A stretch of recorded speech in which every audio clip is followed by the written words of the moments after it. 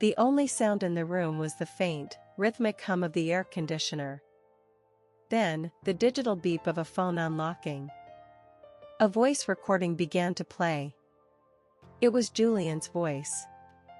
It was smooth, polished, and utterly cold. He was laughing. He said, honestly, it's almost too easy. She's so fragile, she'll believe anything. If I tell her she's having an episode, she'll just go quiet and hide in her room. It's the perfect cover for the transfers. She's not a wife, she's a liability we can manage. The recording cut off with a sharp, clinical click. Silence followed, heavy and suffocating. Hello everyone. Today I'm sharing a story that will make you question everything you thought you knew about wealth and loyalty. What happens when a billionaire's perfect life unravels in one devastating night? This is the story of Elena Vance. And the night she stopped being fragile. The Silver Lining Gala was the event of the season. Crystal chandeliers hung like frozen rain from the ceiling, casting a warm, deceptive glow over the city's elite. Elena Vance stood at the edge of the ballroom, her silk gown a shimmering shade of midnight blue. To the guests, she was the picture of grace. And the picture of fragility. They whispered about her delicate nerves, her quiet nature. They saw a woman who needed protection. They didn't see the woman who had spent the last 3 months memorizing every bank statement, every whispered phone call, and every lie. Footsteps approached on the marble floor. Julian's voice was warm, performative. He said, "Darling, there you are. You look lovely. Perhaps a little pale? Are you feeling quite all right?" Elena's voice was soft, controlled. She replied, "I'm fine, Julian. Just a little overwhelmed by the crowd." She smiled. It was a perfect, practiced smile. The kind of smile that hides a razor blade. The room went quiet as Julian stepped onto the stage.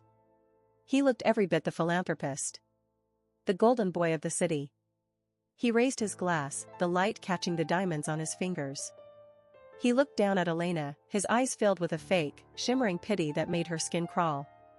He spoke to the crowd, his voice projecting and charismatic. He said, "Friends, colleagues. Tonight is about more than just charity.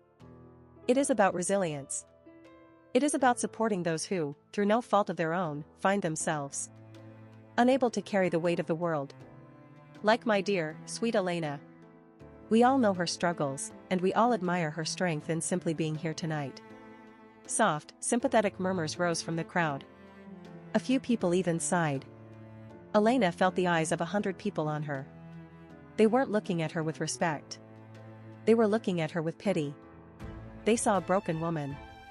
Julian's words were a cage, built of polite concern and public condescension. He was telling them she was unstable. He was telling them she was nothing. But as he spoke, Elena felt the weight of the tablet in her clutch. The files were ready. The countdown had begun. The transition was supposed to be seamless. A montage of smiling children and rebuilt schools. Instead, the screen flickered. A jagged line of static tore through the image. The crowd gasped. Julian froze, his smile faltering for a fraction of a second. He reached for the podium, his voice tight. He stammered, "Apologies. Technical difficulties. Please, bear with us." But it wasn't a glitch. A loud, digital thud echoed through the hall as the screen changed. The music stopped completely.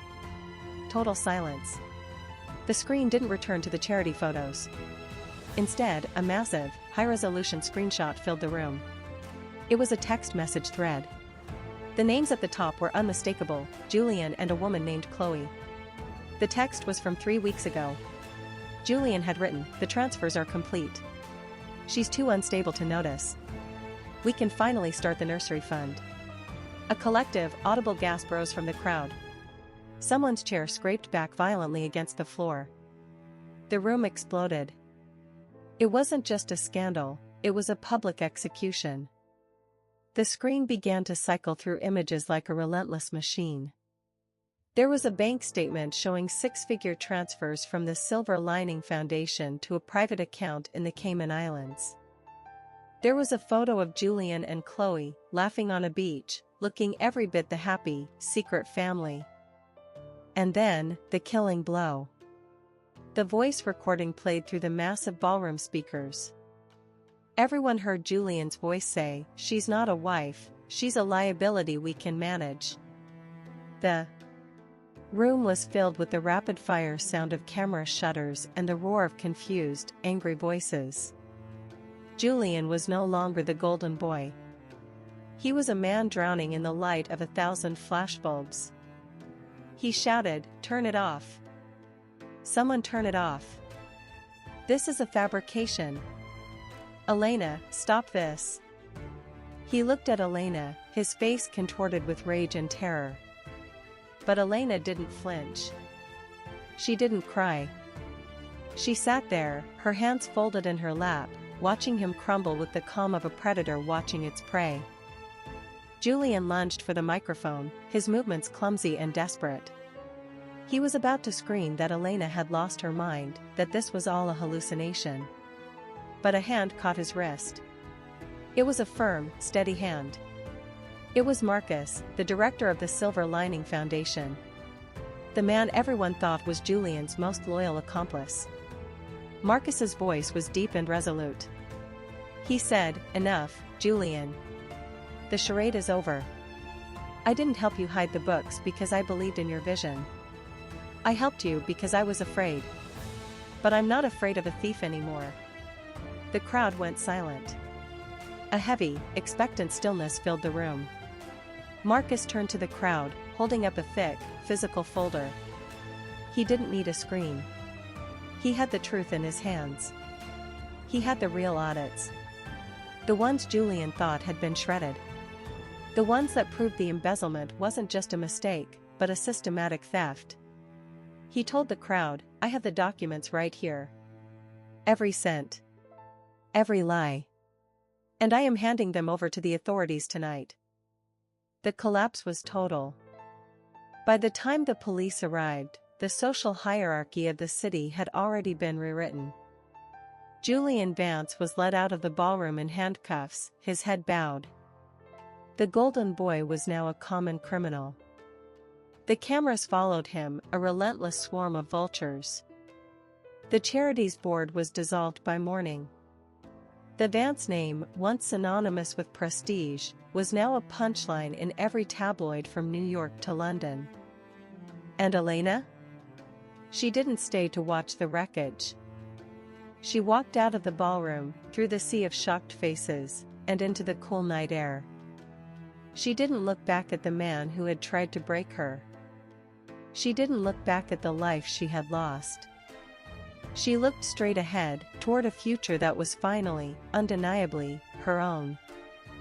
Elena sat in her new apartment, the silence a luxury she had never truly known.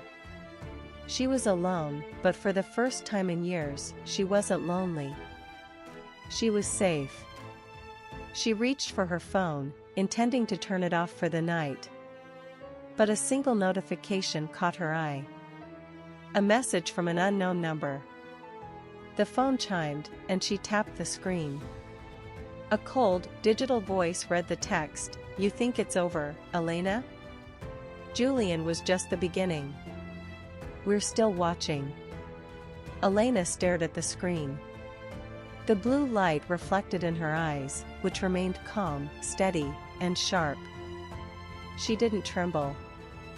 She didn't panic.